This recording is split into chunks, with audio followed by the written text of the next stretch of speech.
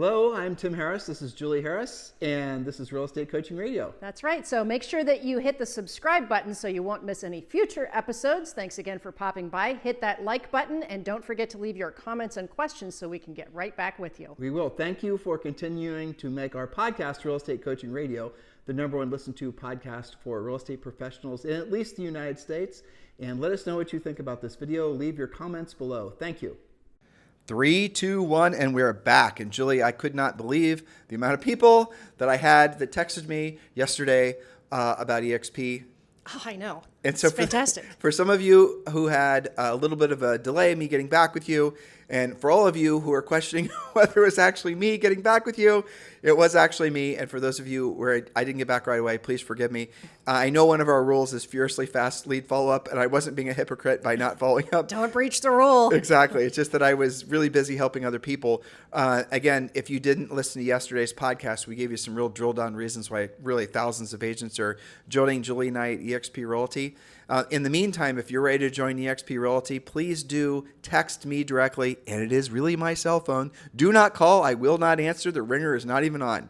But text me at 512-758-0206, and let's have that conversation. If you've not yet chosen a sponsor at Exp Realty and you're looking for a sponsor that's going to be very proactive in your success, text me directly at 512-758-0206. If you're on your road to joining EXP and you're looking for more information, text the letters EXP to 47372. Text the letters EXP to 47372. Remember, when texting, message and data rates may apply. This is day 3. This is day 3 and point number 10 for my note takers. And we're talking about how to make at least $1 million plus in real estate. And remember, as I've been advising you guys, if $1 million seems too easy, as it will for some of you on the coast especially, then you can take these same points and you can scale them up. Or if it seems like maybe you're living in some place where you can have a great lifestyle, an amazing lifestyle on 20% of that, or even $100,000 a year, well, then scale the points down. All of this information is still very relevant,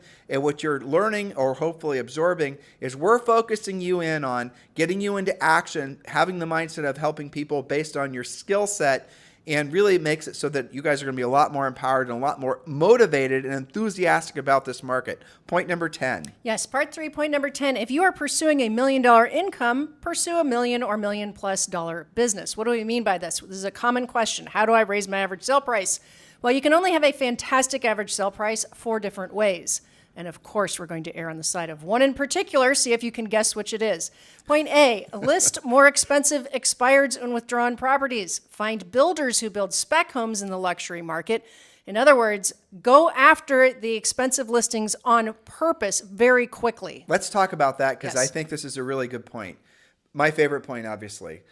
So when Julie and I were selling real estate, and we've had thousands of coaching clients that have done exactly what we're about to prescribe to all of you who want to have a higher sale price. But when we sold real estate, our first year in the business in our early 20s, we sold over 100 homes, 103 homes our first year. And they're all individual sellers. That was not a subdivision. We did not have an uncle that listed a building with us, nothing like that. That was one seller at a time or one buyer at a time. Well, we were selling at the average sale price was probably about $200,000. Remember, this was back in the 90s, okay?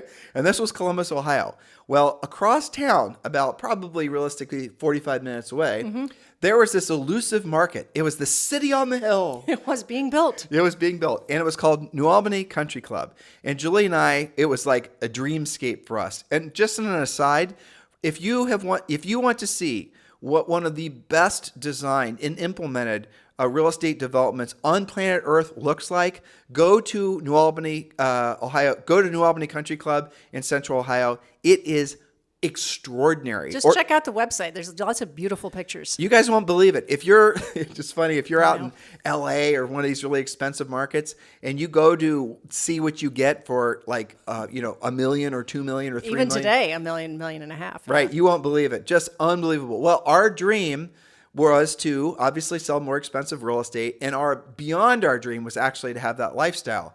So Julie and I would go out there and pretty much every weekend, frankly.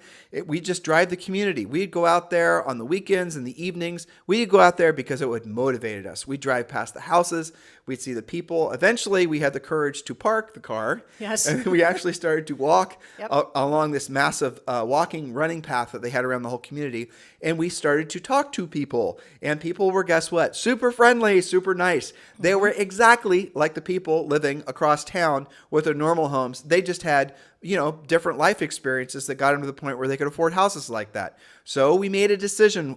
This was something we decided to do the year before. We said, starting next year, we want to actually have two businesses. We want to have the meat and potatoes business, our normal price range stuff, and then we must start getting business out in New Albany.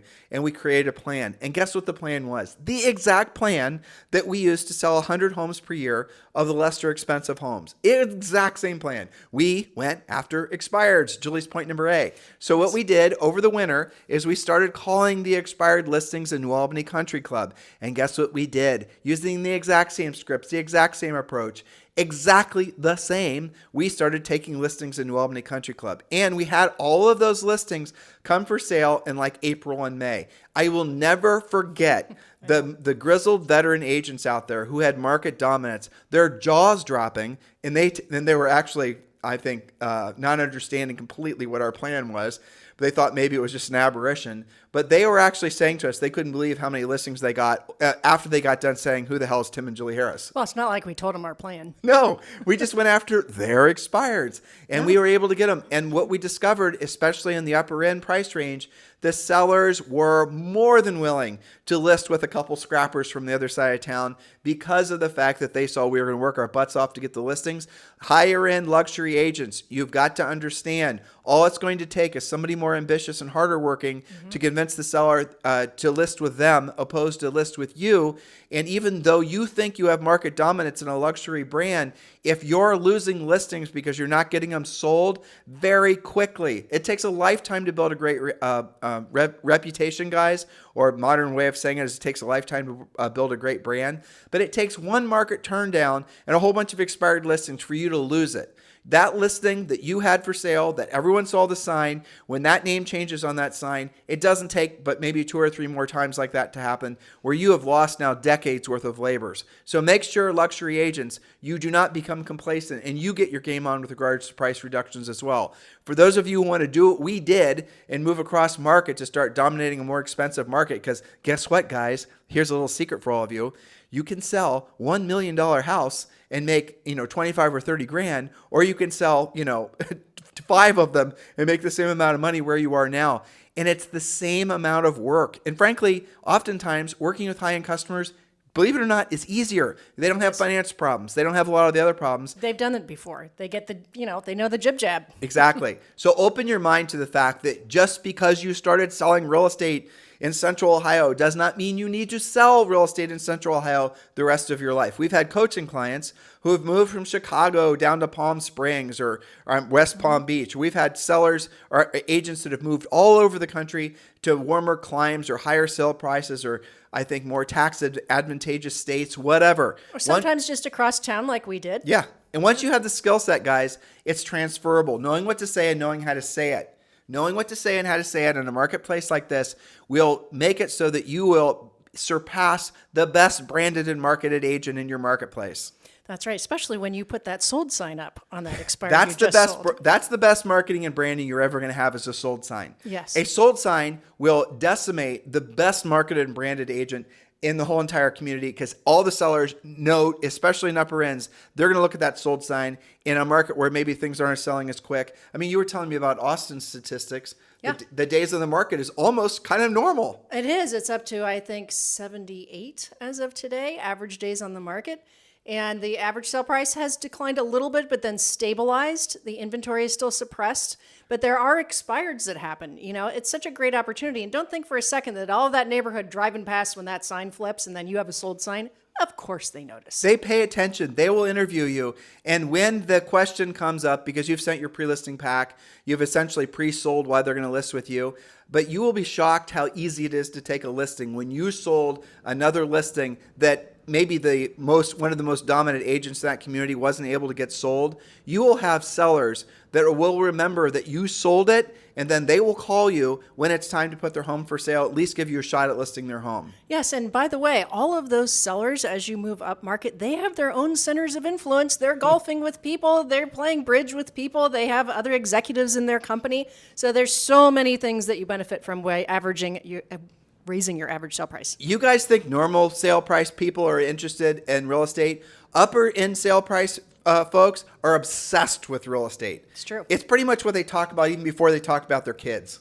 That is absolutely true. You might be surprised, which actually makes the conversation easier, I think. Yep, definitely. Okay, so remember, point number 10 was if you're pursuing $1 million income, pursue $1 million plus type of business. So what we just talked about is simply list more expensive expireds and withdrawns and find some builders who build spec homes in that luxury market. Well, you can also we talked about that a little bit, socially network your way into that market, move and live in that type of neighborhood, but this takes both time and money. Now, socially network, guys, means what you're thinking. Yes, TikTok, Facebook, and the rest of it. But what Julie is referring to is socially networking in person. For example, we joined the country club. I did an early morning swimming class virtually every day. Got great leads from that, but you could do the local community things. You can volunteer here. You can join the local women's network. Do stuff at school. Find out about the private Facebook groups. Join the Facebook groups. Start involving yourself in the community so you can get to know all the people that live there.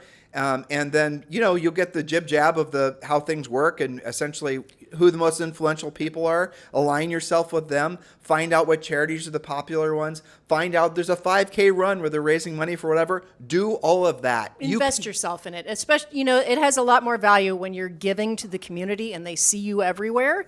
And you simply get some powerful scripts in your head about how to talk about real estate professionally, asking good questions. And pretty soon you're going to be the go-to real estate person. You guys understand the easiest markets to actually penetrate and to stay influential within are the upper end price ranges once you have become part of the community.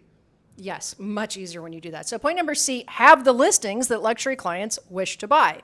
That's wrapped up in points A and B. Which is, of course, in this market, go after expireds and go after builders' homes who are languishing on the market. That's right. And point number D, you can market your way both online and old school print into the neighborhoods that you wish to dominate. But really, you've got to prepare to spend a lot of time and a lot of money. If it was up to you or I, we'd just go straight to the expireds because 100%. It saves you both time and money. Oh, absolutely. Because look, we're not saying don't do the marketing. And let's say marketing and branding is social networking and the rest of it. But we're saying in this market, the opportunity that you have available to you are all the expireds. Those are sellers who have their hand in their air saying, yes, I want to sell my home. You can easily get their phone number. You can find out in many states what they owe on the mortgage. We tell you what to say. We tell you how to say it. You can call those people. You can contact those people. Oftentimes, you're going to have some other connection with them, especially if you've been doing the social stuff. That is an easy listing to get. And I'll tell you guys a little secret. And this is something that I think a lot of you will be, especially now, right? You can be listening to this podcast now or 10 years from now, but it is January 30th or January 31st or whatever the hell, February 1st, whatever Beginning of the year. That's right. It's the beginning of the year of 2023.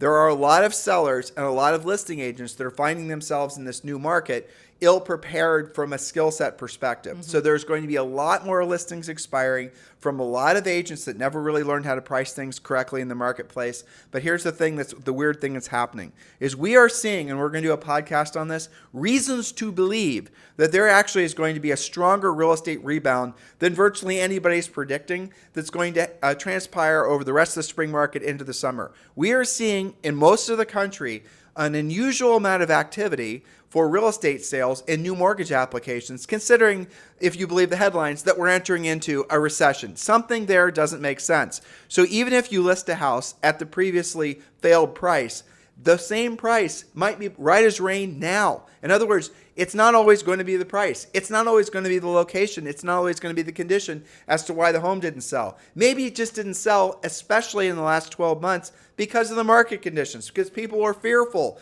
all these other things that were happening. This is a new market. Don't just walk in there assuming that price is the issue. It might not be. That's exactly right. So point number 11, be relentless with, remember, talking about making a lot of money in real estate here.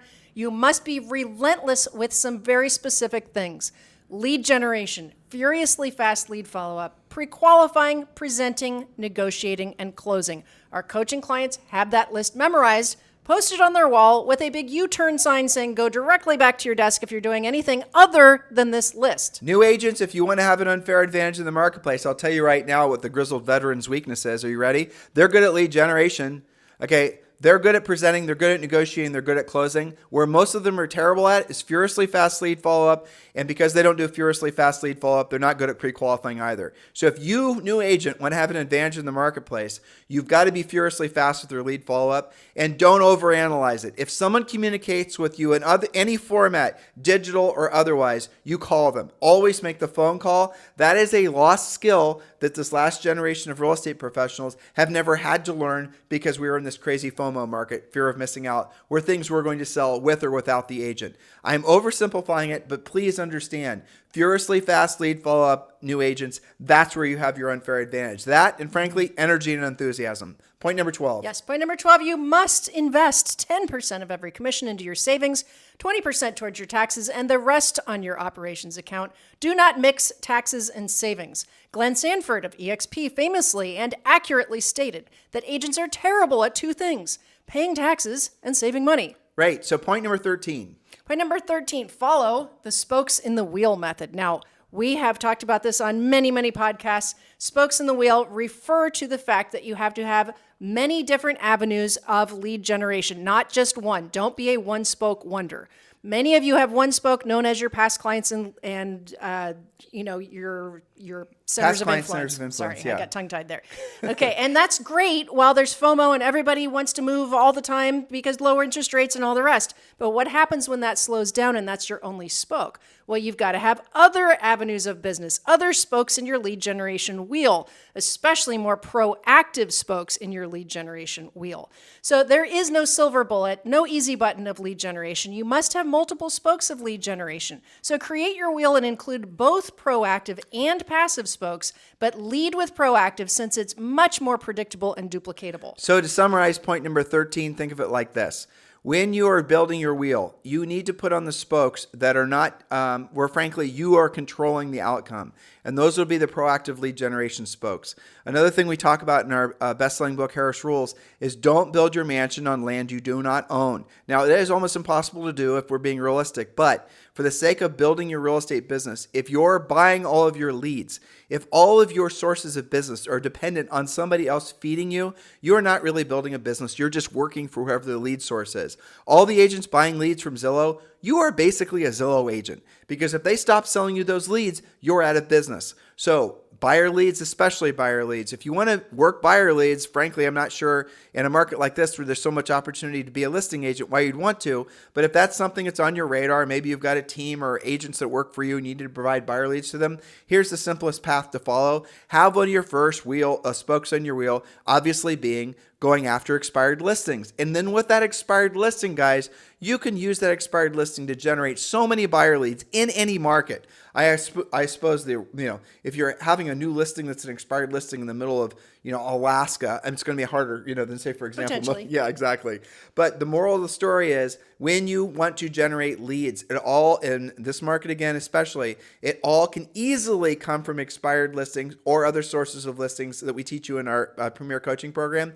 And you shouldn't have to buy a single lead. Learn the skills. Now, if you're getting started in real estate, and we have a lot of people joining us at Exp Realty, and they're always asking us, what should I not be doing or doing in real estate? Here's the answer. New agents, listen to me. Or if you're an agent and you're not new, but your back's against the wall, please listen to me. Your answer is you do everything.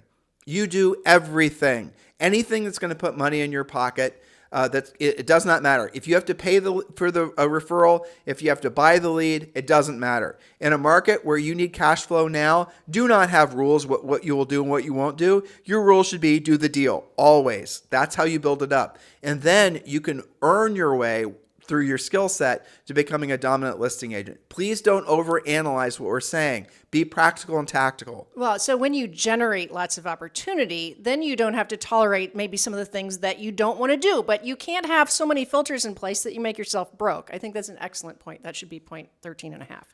Okay, point number 14, be absolutely listing focused. Listings drive everything. Buyers drive one transaction at a time sometimes.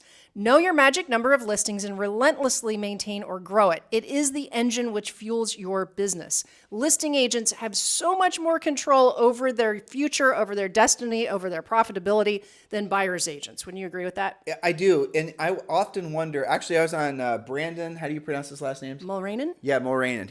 Really like him, and we're friends with him. We had him. He interviewed me on his YouTube channel. He and I were talking about this very point, and I was like, it seems so obvious that you want to be a listing agent, and then it did to him as well. And he's a longtime podcast listener, so he was already, we're already sharing the same bandwidth because he knew how we thought. Right. But then we had a conversation. Why are so many agents struggling with the idea of becoming a listing agent? And the reason is because most agents came in the business where the paid lead generation models were so dominant. And it's difficult to, if you have not had experience, most of us are going to be overly reliant on our own personal life experience for formulating our own plans. In other words, we think what's going to happen to us in the future is just like what happened to us in the past. And that's really a very short-sighted way of thinking about anything in life. You have to go way beyond your lifetime and way beyond even your parents' lifetimes to get a better, I think, to conceptualize exactly the types of opportunities that are available. Why am I making that grandiose point? It's simple. Many of you have had the disadvantage of only selling real estate in a hot seller's market where you are being told to constantly buy buyer leads. If you got in the business in the last 15 years and you went to your office manager or your broker or whatever, and you asked, how do I become a listing agent? The reason that they did not know how to do it is because they have only been in the real estate business for the last 15 years. They have not ever learned how to be listing agents. They have not learned ever how to be essentially get price reductions and be competitive in a market like this. Their only time in the existence in the industry has been during this long-term fad of buying buyer leads, branding and marketing, and all the rest of it. Those types of things only work at a high level in a certain market, which this market is not. Now, I want you guys to think about what I just said. Now, want proof? Okay, here's the proof. Why are so many agents failing faster? The average agent, when Julie and I were in the business, was close. They were in the industry for like 3 years, and they dropped to like 2 years. Now we're seeing evidence that the average agent is in the business for barely a year, something like 14 months. Why is that? It's because they're not being essentially taught the truth about what it takes to thrive in a market like this. And I don't believe it's the fault of the office managers, the brokers, and all the rest of it. They don't know what they don't know either. And unfortunately, a lot of them are learning the hard way in this market. You guys stop struggling. Stop trying to make work what maybe worked fairly well in the past market or marginally well in the past market. Move up to what's working now. That's the reason we've made Premier Coaching free for you. Just text the word Premier to 47372. Text the word Premier to 47372, or just go to premiercoaching.com. So guys, listen, thank you very much for continuing to make this the #1 listened to daily podcast. Our YouTube channel is going bonkers. I think we're about to pass 10,000 subscribers. We've added something like 3,000 subscribers in the month of January, which is amazing for this month. And it's because you guys are spreading the word about our word. And I really sincerely appreciate the opportunity to be of service to all of you, as does Julie and all of our coaches and our staff at our coaching organization. Please help us to really help as many people as we can, real estate professionals, by telling them the truth about what's happening next in real estate and where the opportunities are to help people and make money now. Thank you for keeping this #1 listened to daily podcast for real estate professionals in at least the United States. You guys have a fantastic day. We'll talk with you on the show tomorrow. Hello, thank you for having watched this video. Please remember to subscribe to our YouTube channel. That's right, and don't forget to hit that like button, leave your comments and questions below, and we will get right back with you. Thank you for watching this video, and remember to watch the next one. You're going to love that one.